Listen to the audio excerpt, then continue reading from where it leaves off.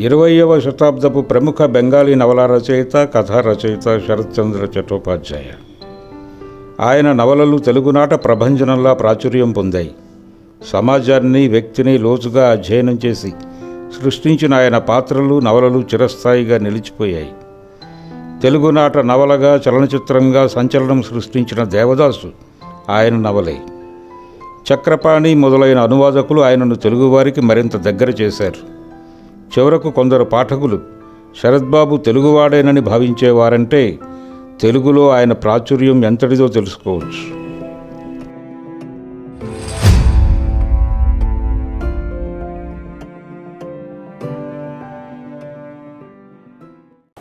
శరత్చంద్ర అనేక సుఖాంతాలు రాశాడు, దుఃఖాంతాలు రాశాడు. శరత్చంద్ర నవలలుగా సుఖాంతాలు రాశాడు, నవలలుగానే మొత్తంగానే దుఃఖాంతాలు రాశాడు. అట్లాగే కొన్ని నవలల్లో దుఃఖాంతమైన పాత్రలు, సుఖాంతమైన పాత్రలు ఈ రెండు కలిపి కూడా రాశాడు. సో మొదట ఇవాళ మనం రెండు నవలల గురించి చర్చించుకుందాం. ఒక నవల పూర్తిగా సుఖాంతము, రెండవది దుఃఖాంతము. ఈ రెండు నవలని మనం చర్చించుకుందాం. సాధారణంగానే దుఃఖాన్ని మనం ఇష్టపడకపోయినప్పటికీ, దుఃఖం గురించి మనం భయపడినప్పటికీ, దుఃఖాంతమైన నవలలు ఇచ్చినంత ఆలోచన, లోతు, మానవ స్వభావం గురించి కానీ, లేకపోతే సమాజంలో ఉండే రకరకాల ఒత్తిళ్ళ గురించి కానీ సుఖాంతాలైనవి ఇవ్వలేమేమో అనుకుంటాం. రెండు నవళ్ళు, ఒకటి సవిత, రెండోది దత్త. దత్త సుఖాంతమైంది. ఒక ముగ్గురు మిత్రులు, వాళ్ళ పిల్లలు, ఇద్దరికి కొడుకులు, ఒక అమ్మాయి కూతురు. ఈ కూతురు జమీందారీ కుటుంబం నుంచి, బాగా డబ్బున్న కుటుంబం నుంచి వచ్చింది. తండ్రి మరణిస్తాడు. ఒక స్నేహితుడు ఈ అమ్మాయి డబ్బుని స్వాధీనం చేసుకోవడం కోసం కొడుకుని పెడతాడు, కొడుకుని ప్రోత్సహిస్తాడు. రెండో వైపున ఇంకొక మిత్రుడు చనిపోతాడు. ఇది విచిత్రం ఏంటంటే, ఈ ముగ్గురిని ఎంచుకోవటంలో ఈ జమీందారు, అతని మిత్రుడు రాస్బిహారీ, వీళ్ళిద్దరూ బ్రహ్మ సమాజంలో జాయిన్ అవుతారు. బ్రహ్మ సమాజంలో జాయిన్ అయిన తర్వాత ఆనాటి బెంగాల్ గ్రామీణ సమాజంలో వాళ్ళకి ఉండడం కష్టమైపోతుంది. ఎందుకంటే ఆనాటి బెంగాల్ సమాజంలో ఆడపిల్లలకి ముందే పెళ్ళిళ్ళు చేసేయాలి, ఆడపిల్లలు ముసుగేసుకుని కానీ బయటికి రాకూడదు, ఇట్లాంటి కట్టుబాట్లన్నీ ఉండేవి. వాటిని బ్రహ్మ సామాజిక మహిళలు పాటించేవాళ్ళు కాదు. వాళ్ళు బయటకు వచ్చేవాళ్ళు, అందరితో మాట్లాడేవాళ్ళు, ఇదంతా చదువుకునేవాళ్ళు, యుక్త వయసు వచ్చిన తర్వాతే పెళ్లి చేసేవాళ్ళు, ఇవన్నీ ఉండేవి. అందువల్ల జమీందారైన వనమాలి కలకత్తా వెళ్ళిపోయి స్థిరపడతాడు, వ్యాపారాల్లోకి వెళ్తాడు. రాస్బిహారీకి ఆ పరిస్థితి లేక ఊళ్ళోనే ఉండిపోతాడు. కానీ కొడుకు మాత్రం బ్రహ్మ సమాజంలోకి వెళ్తాడు. మరోవైపున ఇంకొక మిత్రుడికి ఆ పరిస్థితి లేక జగదీష్కి ఊర్లోనే ఉండిపోతాడు. తను కూడా లాయర్ చదువుతాడు. కానీ తను ఒక సాంప్రదాయమైన పెళ్లి చేసుకుంటాడు. చేసుకున్న తర్వాత ఆ వధువుతో సహా లాయర్ ప్రాక్టీస్ చేస్తాడు. కానీ ఆ అమ్మాయి చనిపోతుంది. చనిపోయిన తర్వాత భార్య వియోగ దుఃఖంతో అతను చెడు అలవాట్లకి లోనవుతాడు, తాగి మరణిస్తాడు. ఈ నేపథ్యంలో జమీందారు గారు కూడా చనిపోతారు. ఇప్పుడు మిగిలింది ఎవరంటే ఒక మిత్రుడు రాస్బిహారీ, అతని కొడుకు విలాస్ బాబు, అట్లనే మన కథానాయిక విజయ, జగదీష్ కొడుకు నరేంద్రుడు డాక్టర్ చదువుతాడు. అతనికి డాక్టర్ ప్రాక్టీస్ చేసి డబ్బులు సంపాదించడం మీద ఆసక్తి ఉండదు. మన దేశాన్ని నాశనం చేస్తున్న క్షయ, కలరా ఇలాంటి వాటి మీద అతను పరిశోధన చేయాలని అనుకుంటూ ఉంటాడు. కానీ జగదీష్ చెడు అలవాట్ల వల్ల అతని ఇంటిని, పూర్వీకుల ఇంటిని జమీందారు గారి దగ్గర తాకట్టు పెడతాడు. ఈ నేపథ్యంలో జమీందారు గారు చనిపోతూ జగదీష్ ఇల్లుని, అంటే తన పాత బాల్యమిత్రుడి ఇల్లుని స్వాధీనం చేసుకోకు, వాళ్ళు అప్పు కట్టకపోయినా అని ఒక చిన్న మాట చెప్పి చనిపోతాడు. విజయ అదృష్టంతా విలాస్ బాబు పైన ఉంటుంది. ఎందుకంటే వాళ్ళిద్దరూ బ్రహ్మ సమాజంలో ఉంటారు. ఒకే ఊరు నుంచి వచ్చిన వాళ్ళు, ఒకళ్ళ స్థితిగతులు తెలిసిన వాళ్ళు, చిన్నప్పటి నుంచి కలిసి పెరిగిన వాళ్ళు. కలిసి అంటే బ్రహ్మ సమాజంలో కలిసి మెలిసి ఉన్నవాళ్ళు. ఈ నేపథ్యంలో అనేక సంవత్సరాల తర్వాత ఈమె ఊరికి తిరిగి వస్తుంది. ఈ జమీందారీ వ్యవహారాలన్నీ ఊరిలో ఉన్న రాస్బిహారీ చూస్తుండేవాడు. ఇక్కడ విచిత్రం ఏంటంటే ఊరికి తిరిగి వచ్చిన తర్వాత ఊళ్ళో వాళ్ళ పర్స్పెక్టివ్ ఎలా ఉంటుంది అనేది చాలా చక్కగా చెప్తాడు. జమీందారులు అంటే న్యాచురల్గానే భయం ఉంటుంది. అందులో ఆధునికమైన ఇంగ్లీష్ విద్య చదువుకున్న పెళ్లిగాని అమ్మాయి వచ్చి పెత్తనం చేస్తే ఏమైపోతుంది జమీందారీ అనే అనుమానం సహజంగానే గ్రామస్తులందరిలో ఉంటుంది.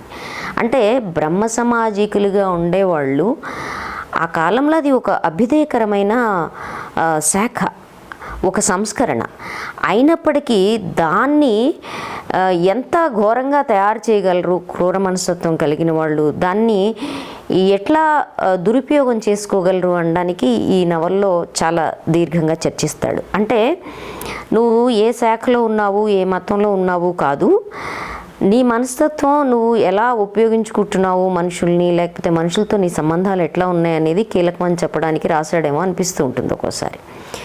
బ్రహ్మ సమాజంలో సత్యాన్ని, దయని, కరుణ్ణి చెప్పాల్సిన చోట ఈ సత్యాన్ని అడ్డం పెట్టుకుని క్రూరమైన చర్యలు చేస్తూ ఉంటాడు విలాస్బాబు. అట్లనే బ్రహ్మ సమాజం మహిళలకి స్వేచ్ఛనిస్తే సత్యాన్ని అడ్డం పెట్టుకొని కటువుగా మాట్లాడడాన్ని, విజయాన్ని కంట్రోల్ చేయటానికి ఆ బ్రహ్మ సమాజం యొక్క సూత్రాలని ఉల్లంఘిస్తూ ఉంటాడు. రెండో వైపున నరేంద్రుడు తన మతం గురించి పెద్దగా ఆలోచించడు. అతనికంతా వ్యాధి క్రిములు వాటిని ఏం చేయాలనే దాని మీద ఉంటుంది. అతనికి ఎట్లా మాట్లాడాలి, లేకపోతే విజయ్ లాంటి వ్యక్తిని ఎలా అర్థం చేసుకోవాలి, భావోద్వేగాలు ఎట్లా ఉంటాయి, వీటిని కూడా అర్థం చేసుకోలేడు. విజయ తన్ని ఇష్టపడుతుందనే విషయాన్ని కూడా అతను అర్థం చేసుకోవడానికి కొంచెం టైం పడుతుంది. తను విజయాన్ని అర్థం చేసుకున్నానని అనుకోవడానికి కూడా టైం పడుతుంది. కానీ చాలా ఆసక్తికరంగా కథాకథనం సాగుతుంది. చివరిలో బ్రహ్మ సమాజికుడైన వనమాలి బిడ్డని బ్రహ్మ సమాజానికి చెందిన ఒక పురోహితుడు ఆ అమ్మాయి పట్ల చాలా జాలితోనూ, స్త్రీ పురుష సంబంధాలు అనేవి ప్రేమ మీద ఆధారపడి ఉండాలి అనే ఉద్దేశంతోనూ మళ్ళీ బ్రాహ్మణ వివాహ పద్ధతిలో పెళ్లి చేస్తాడు. చేసిన తర్వాత అతను చాలా ఆనందపడతాడు కూడా. ఏమంటాడంటే, ఇలాగే కదా ఉండాలి పెళ్ళి అంటాడు. అంటే పెళ్ళి ఏదైతే ఏమైంది, వివాహ తంతు ఏదైతే ఏమైంది, మనసులు కలిసిన వాళ్ళు కలిసి ఉండటం ముఖ్యం అనే సందేశాన్ని ఈ నవల మనకి ఇస్తుంది. చదువుతుంటే హాయిగా ఉంటుంది. కానీ రెండో నవల సవిత ఏదైతే ఉందో, ఇది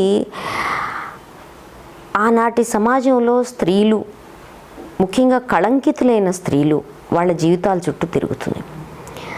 ఆనాటి బెంగాల్ సమాజానికి కానీ, ఆ మాటకు వస్తే చాలా గ్రామీణ సమాజాల్లో ఉండే పరిస్థితుల్ని అది కళ్ళకద్దినట్టు చూపిస్తూ ఉంటుంది. నిజానికి ఇది కలకత్తాలో జరిగినప్పటికీ గ్రామాల నుంచి వీటి నుంచి అనేక అంశాలు ఉంటాయి. సవిత కథానాయిక, అదే పేరు నవలకు కూడా పెట్టాడు ఆయన. ఈ సవిత అనే ఆమె నిజానికి ఒక ముసలి వ్యక్తికి, కాస్త డబ్బుండి వ్యాపారం చేస్తున్న ముసలి వ్యక్తికి రెండో భార్యగా వెళ్తుంది. అతను విపరీతమైన దైవభక్తితో ఉంటాడు, విష్ణు భక్తుడు. వ్యాపారం పట్ల తక్కువ సమయం కేటాయిస్తూ ఉంటాడు. దానివల్ల నష్టాలు వస్తూ ఉంటాయి. బంధుజన పరివారం అంతా పీకు తింటూ ఉంటుంది. ఆ నేపథ్యంలో ఈమె వెళుతుంది. వెళ్ళిన తర్వాత సమర్థత, కారుణ్యం కలిగిన సవిత ఇంటి పగ్గాల్ని చేతిలోకి తీసుకొని మొత్తం వ్యాపారాన్ని సరిదిద్దుతుంది, కుటుంబాన్ని ఒక దారికి తీసుకొస్తుంది, వ్యాపారాన్ని లాభాల్లో నడుపుతుంది. ఆమె అడ్వైజ్ లేకుండా వజ్రబాబు ఏమీ చేయని పరిస్థితి ఉంటుంది. అయితే అతను వృద్ధుడు. ఈ నేపథ్యంలో వాళ్ళకు ఒక పాప పుడుతుంది. ఆ బిడ్డ 3 సంవత్సరాలు ఉన్నప్పుడు ఈ కొత్త కోడలి యొక్క అధికారాన్ని లాగేసుకోవాలని ప్రయత్నిస్తున్న కుటుంబం కుట్రలో ఆ వ్యాపార సంబంధంగా వచ్చిన ఒక వ్యక్తితో ఆమెని లోపల గడపెట్టి ఆమె కళంకిత అని చెప్పి చెప్తారు. అంతకుముందు వాళ్ళిద్దరి మధ్య ఏం సంబంధాలు ఉన్నాయి మనకి ఈ నవలలో స్పష్టంగా ఉండదు, కానీ చెప్తారు. చెప్పిన తర్వాత సవిత ఏ వ్యక్తితో అయితే అంటగట్టారో ఆ వ్యక్తితో వెళ్ళిపోతుంది. అంటే వెళ్ళిపోవడం అంటే ఇతన్ని ఎవరు కొట్టడానికి వీల్లేదు అని అతన్ని కాపాడుతుంది. కాపాడిన తర్వాత దాదాపు 13 సంవత్సరాల పాటు ఆమె ఎక్కడుందో ఎవరికీ తెలియదు. తను తీసుకొచ్చిన ఒక అనాథ బిడ్డ రాఖల్నాథ్ కూడా తెలియదు. కానీ ఒకరోజు సడన్గా రాఖల్నాథ్ దగ్గరికి వచ్చి, నవల ప్రారంభం దీంతోనే అవుతుంది, వచ్చి ఏమంటుందంటే, నా బిడ్డ రేణు ఆ పెళ్ళి ఆపాలి, ఎందుకంటే ఆ పెళ్ళి చేసుకోబోతున్న వరుడు పిచ్చివాడు కావచ్చు, మేనత్త పిచ్చితో చచ్చిపోయింది, తండ్రి కూడా పిచ్చివాడే, ఇతనికి కూడా పిచ్చి ఉండొచ్చు, అటువంటి కుటుంబంలో నా బిడ్డను ఎలా పంపిస్తారు అంటుంది. ఇప్పటికీ మళ్ళీ వజ్రబాబు మూడో పెళ్లి చేసుకున్నాడు. మూడో పెళ్ళికి కూడా ఒక బిడ్డ ఉంది. వజ్రబాబు యొక్క బావమరిది మొత్తం వ్యాపార పగ్గాలన్నీ తీసుకున్నాడు. అంటే మౌలికంగానే వజ్రబాబు కొంచెం బలహీనమైన వ్యక్తి, వ్యాపార విషయంలో కానీ వ్యవహార విషయాల్లో కానీ. అతనికి ఒక రకంగా చెప్పాలంటే నిరాసక్తంగా ఉంటాడు, విష్ణు భక్తి అవంతా చూసుకుంటూ ఉంటాడు. అప్పుడు తన బిడ్డ పెళ్ళిని రాఖల్నాథ్కి పిలవడానికి వచ్చిన వజ్రబాబుకి సవిత స్పష్టంగా చెప్తుంది, ఆ పెళ్లి చేయడానికి వీల్లేదు అంటే. అప్పుడు కూడా ఆ విషయం విని వజ్రబాబు నేను చెయ్యను అని చెప్తాడు. ఆ పెళ్ళి ఆగిపోతుంది. ఈ తర్వాత ఏమవుతుందంటే, ఈ రమణబాబు అనే వ్యక్తి ఇంకొక పెద్ద వ్యాపారస్తుడిని తీసుకొని వస్తాడు. ఆ వ్యాపారస్తుడు సవితతో ప్రేమలో పడతాడు. వాళ్ళేమీ వయసులో టీనేజర్స్ కాదు, ప్రేమలో పడే వ్యవహారము కాదు. ఇక్కడ ఈ నవల్లో మనం అర్థం చేసుకోవాల్సింది ఏమిటి అంటే, వజ్రబాబు సవిత మొదటి భర్త మంచివాడు. అతను విష్ణు భక్తుడు కాబట్టి, ఆ భక్తి తప్ప ఇంకోటి లేదు కాబట్టి అందరూ అతన్ని పొగుడుతూ కూడా ఉండొచ్చు. కానీ కొత్త కోడలిగా ఆ ఇంట్లో అడుగుపెట్టిన సవితకి సాధారణంగానే అది నేచురల్ సెలెక్షన్ ఏమో తెలియదు కానీ, ఒక దృఢమైన తనకి స్వాంతనిచ్చే, తను ఆధారపడగలిగే భర్త లేకపోవడం వల్ల, అది శరత్చంద్ర చెప్తాడు, ఆధారపడగలిగే భర్త లేకపోవడం వల్ల, యవ్వనం వల్ల వేరే వైపుకి ఆమె ఆకర్షితురాలయ్యి ఉండొచ్చు. ఒకవేళ నిజానికి తనకి తగిన భర్త దొరుకుంటే ఆమె ఎప్పుడు కూడా పక్కదారులు పట్టేది కాదన్నట్టు మాట్లాడతాడు. అంటే మిస్ మ్యాచ్లు ఎట్లా జరుగుతాయి సమాజంలో స్త్రీ పురుషుల మధ్య అనేది చెప్తాడు. అది అయిపోయిన తర్వాత నిజానికి ఏమవుతుంది అంటే, ఆ బయటికి వెళ్ళిన తర్వాత ఆమె జీవితం ఏంటి? యవనోత్సాహంతో తను బయటికి వెళ్ళి ఉండొచ్చు, కానీ సమాజం అటువంటి స్త్రీలను క్షమిస్తుందా? ఎట్టి పరిస్థితుల్లోనూ క్షమించదు. అందుకే కళంకితగా ముద్ర వేసుకొని అందరికీ దూరం అయిపోయి తన బిడ్డను కూడా చూడకుండా సవిత తన జీవితాన్ని గడుపుతుంది. కానీ బిడ్డకి ఆపద వస్తుంది అనుకున్నప్పుడు మళ్ళీ వాటన్నిటినీ తెంచుకొని వస్తుంది. అదే సందర్భంలో రమణబాబు తన్ని కంట్రోల్ చేయడానికి చూస్తే నిర్దాక్షిణ్యంగా నీకు నాకు సంబంధం లేదని తెంచేసుకోగలుగుతుంది. తను సవిత నవల చివరికి వచ్చేసరికి, మంచితనం ఎందుకు ఉపయోగపడింది, నా మొదటి భర్త మంచితనం ఎందుకు ఉపయోగపడింది, అతను చాలా మంచివాడు, కానీ ఆ మంచితనం దేనికి ఉపయోగపడింది అని ఒక ప్రశ్న వేసుకుంటుంది. ఎవరి జీవితాలను అది బాగు చేసింది అని ప్రశ్న వేసుకుంటుంది. ఆయనకేమీ అక్కర్లేదు, మనుషులకి ఇంత స్వార్థ చింతన ఉండకూడదు అంటుంది. ఆ స్వార్థ చింతన ఏంటనే ప్రశ్న మనకు వస్తుంది. విష్ణు భక్తుడు, మంచివాడు, ఈ రెండు టైటిల్స్ ఓకే, కానీ తన భార్యాబిడ్డల పట్ల కానీ సమాజం పట్ల కానీ ఏమాత్రం చింతన లేకుండా తన స్వీయ చింతనలో మునిగి ఉండే వ్యక్తి స్వార్థపరుడు కాకేమిటి అనేది సవిత ఆర్గ్యుమెంట్. బాధ్యత ఒకటి తీసుకుంటే ఆ బాధ్యతని గాలికి వదిలేసి జరుగుతుంది దైవం మీద భారం వేశాను అంటాడు. చివరికి తన బిడ్డ కలరాతో చచ్చిపోతున్నా ఏవో తులసి నీళ్లు పోసుకుంటూ, ఆశ్రమంలో ఇచ్చిన నీళ్లు పోసుకుంటూ ఆమె చనిపోవడానికి కూడా కారణమవుతాడు. చనిపోయిన తర్వాత ఎంత ఘోరం జరిగిందని ఏడుస్తాడు.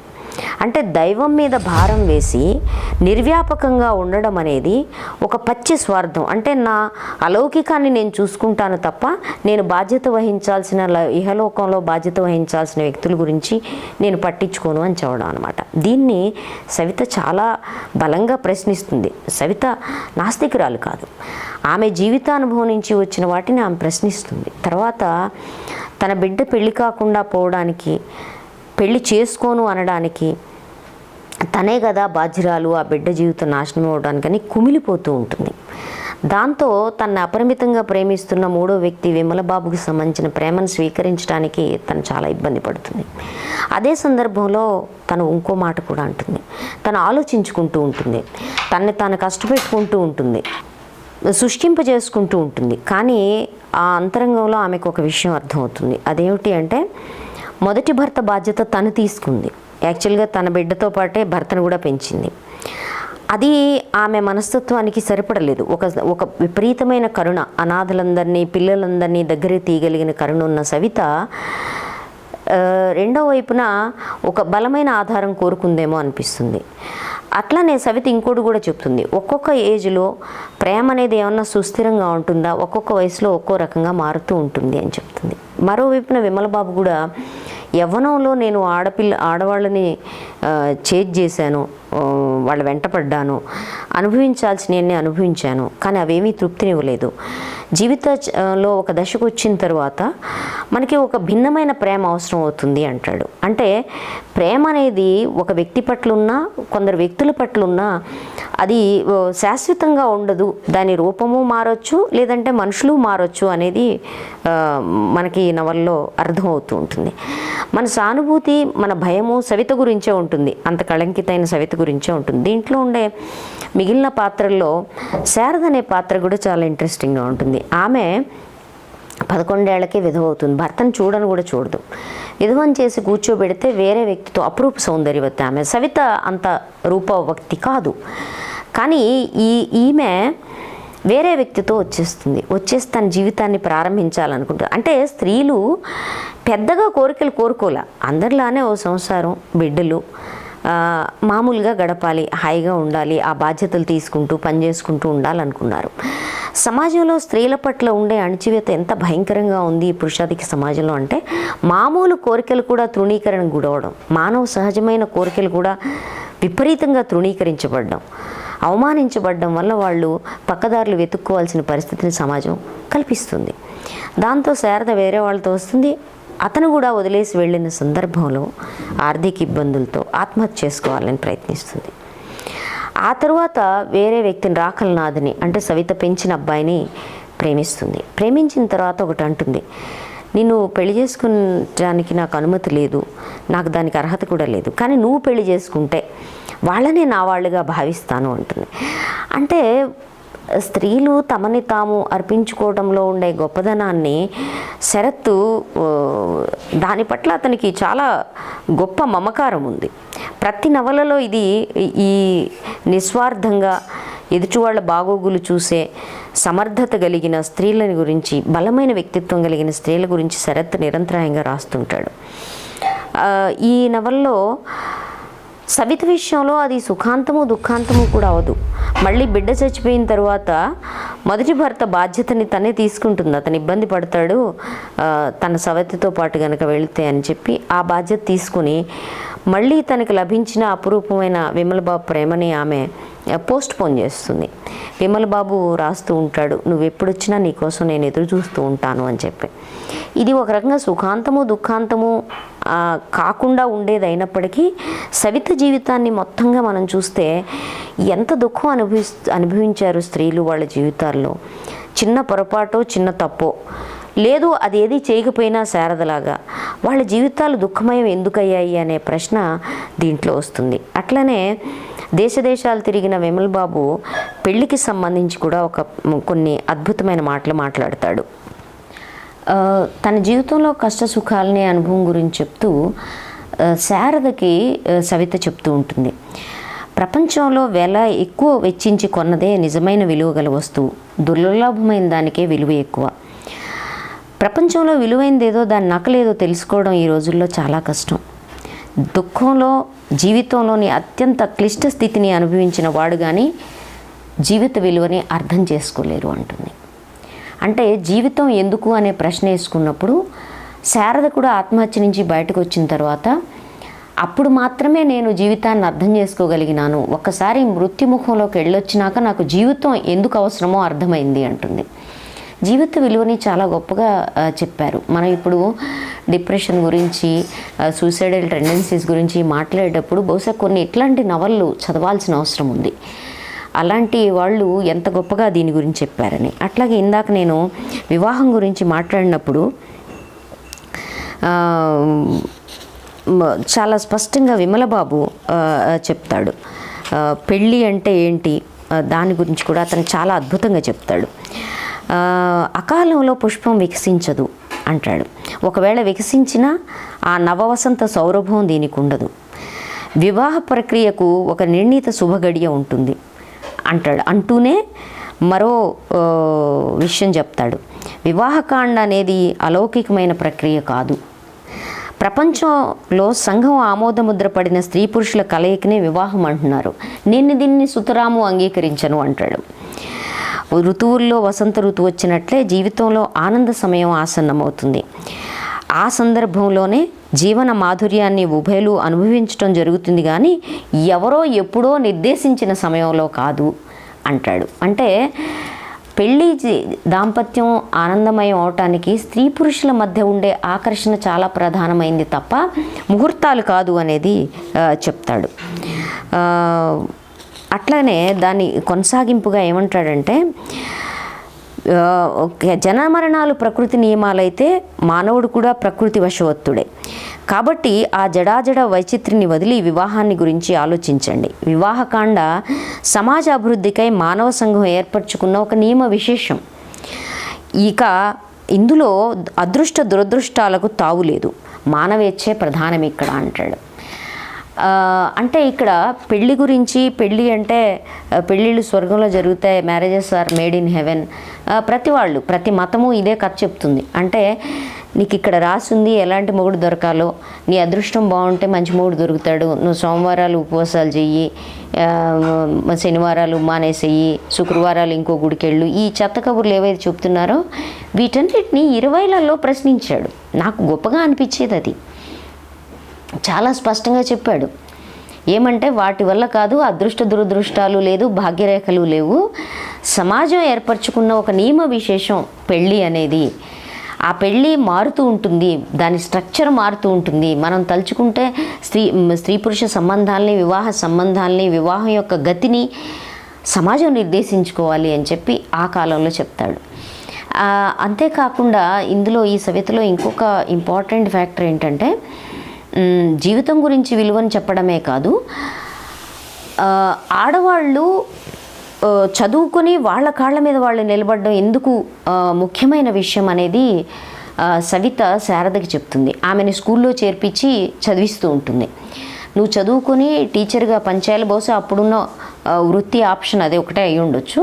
సో నువ్వు చదువుకుని ఉద్యోగం చేయాలి, నీ సొంత డబ్బులు నీకు ఉండాలి, ఎందుకంటే నీ సొంత డబ్బులు లేకపోతే ఏ పురుషుడు నిన్ను గౌరవించడు అని చెప్తుంది. అంటే ఇప్పటికీ మనం నిర్ణయాల గురించిను, సొంత ఇండిపెండెంట్గా స్త్రీలు ఉండడం, ఎవరి మీద ఆధారపడకుండా ఉండటం గురించి మనం ఇప్పుడు మాట్లాడుతున్నవి అప్పుడే మాట్లాడాడు శరత్. కాబట్టి మళ్ళీ ఒకసారి మనం ఆలోచిస్తే, అంటే అంత తృణీకారానికి గురైనప్పటికీ ఎంత గొప్ప శక్తితో, ఎంత ఆత్మ గౌరవంతో ఈ స్త్రీలు వాళ్ళు ఇతరులని నిలబెట్టడం కోసం ప్రయత్నించారు వాళ్ళ జీవితాల్లో అనేది గొప్పగా ఉంటుంది. సవిత చదువుతున్నప్పుడు, సవిత ఆవేదన చూస్తున్నప్పుడు చాలా బాధ కలుగుతుంది. మనం కూడా సవితతో పాటు దుఃఖపడతాం, ఆవేదన పడతాం, ఆందోళన పడతాం. నవల రచించే క్రాఫ్ట్ ఏదైతే ఉందో, నైపుణ్యం ఏదైతే ఉందో అది శరత్కి చాలా బాగా ఆ విద్య తెలుసు. కాబట్టి సవితా దత్త రెండు కలిపి చదవండి. కలిపి చదవండి అంటే ఒకదాని తర్వాత ఒకటి చదవండి. సుఖాంతం మిమ్మెంత గిలిగింతలు పెడుతుందో ఈ దుఃఖాంతం మిమ్మల్ని అంత వెంటాడుతుంది.